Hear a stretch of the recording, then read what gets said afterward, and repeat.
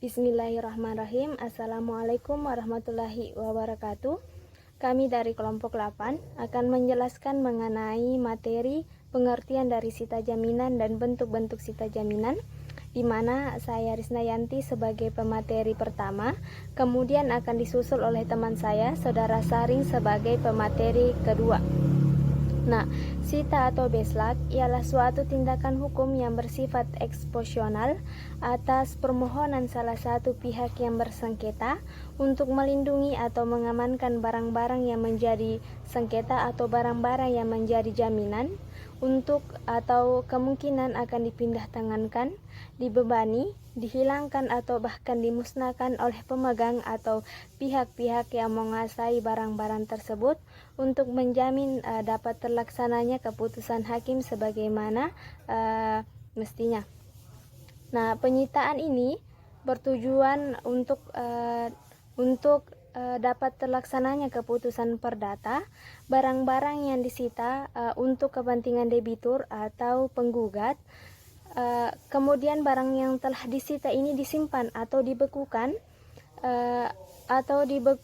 untuk atau agar tidak dialihkan atau bahkan dijual sesuai dengan pasal yang tertuang, yaitu pada pasal 197 ayat 9, 199 HIR, 212 dan 214 RBG. Nah, oleh karena itu, penyitaan ini sering disebut dengan penyitaan konservator atau sita jaminan. Nah, sita jaminan ini bertujuan untuk menjamin dari hak pemohon. Dengan kata lain, sita jaminan ini berfungsi untuk menjamin hak-hak penggugat sehingga dapat dicegah perbuatan yang dapat merugikan oleh penggugat. Bismillahirrahmanirrahim. Perkenalkan, nama saya Sahring. Di sini saya akan membahas tentang bentuk-bentuk sita jaminan. Di dalam video sebelumnya itu teman saya Saudari Risnayanti sudah mempresentasikan tentang pengertian sita jaminan, dan giliran saya membahas tentang bentuk-bentuk sita jaminan. Jadi di dalam sita jaminan itu terdapat dua bentuk sita jaminan. Yang pertama yaitu sita terhadap harta benda milik tergugat sendiri, disebut juga dengan conservation besleng. Sita ini dilakukan terhadap harta benda milik debitor. Nah, kata conservation ini berasal dari kata conservin yang berarti menyimpan. Dan conservation besleng artinya juga menyimpan hak seseorang. Jadi maksud dari sita ini adalah agar terdapat barang tertentu yang nantinya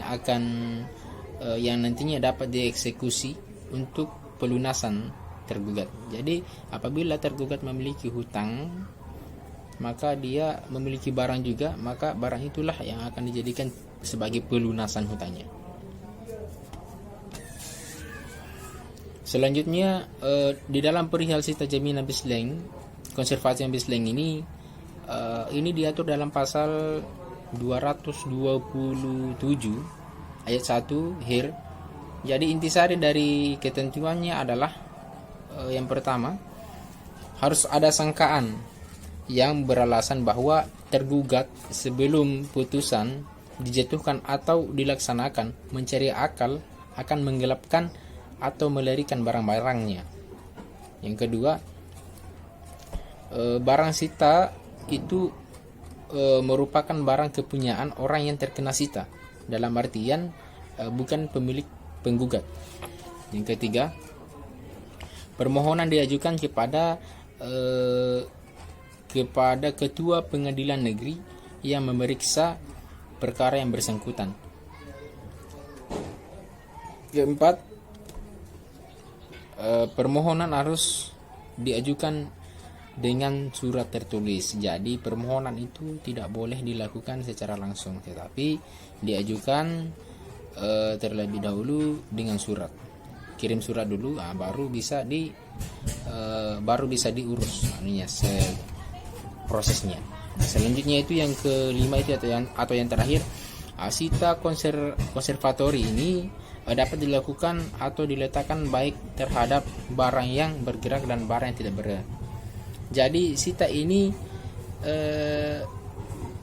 boleh ditujukan pada benda yang bergerak dan benda yang tidak bergerak, di mana benda yang bergerak itu seperti mobil, kendaraan dan lain sebagainya, sedangkan benda yang tidak bergerak itu seperti tanah, bangunan dan lain sebagainya. Selanjutnya sita jaminan yang kedua yaitu sita terhadap harta benda milik penggugat sendiri. Sita terhadap harta benda penggugat atau pemohon sendiri yang ada dalam kekuasaan orang lain, termohon atau tergugat. Sita jaminan ini menjamin suatu hak kebendaan dari pemohon, serta sita ini terbagi menjadi dua.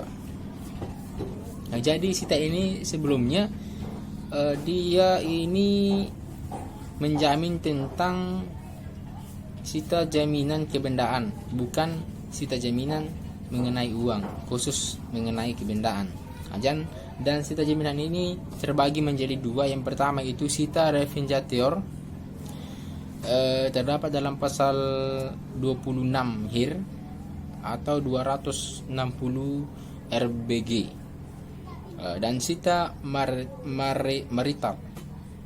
Dan sita marital, sita marital ini terdapat dalam pasal 823 sampai dengan 83J RF, Refinjatior. Berarti mendapatkan kembali, dan kata sita refinjatior ini mengandung pengertian menyita untuk mendapatkan kembali barang yang memang miliknya.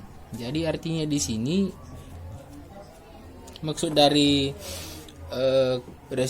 refinjatior ini atau sita refinjatior ini, dia bertujuan untuk mengambil kembali barang yang memang milik kita. Dalam arti ini barang yang sudah disita lalu kita ingin mengambilnya kembali. Nah, terus ada beberapa pihak yang berhak mengajukan permohonan sita. Yang pertama itu untuk pemohon sita refinjatior, pemilik benda baik yang bergerak maupun barang yang tidak bergerak yang berada di tangan orang lain. Yang kedua itu untuk pemohon sita konservator adalah kreditor. Yang ketiga itu atau yang terakhir itu untuk pemohon sita marital adalah istri. Nah, itulah yang dapat saya sampaikan. Kurang dan lebihnya mohon dimaafkan. Dan saya kembalikan kepada teman saya. Wassalamualaikum warahmatullahi wabarakatuh.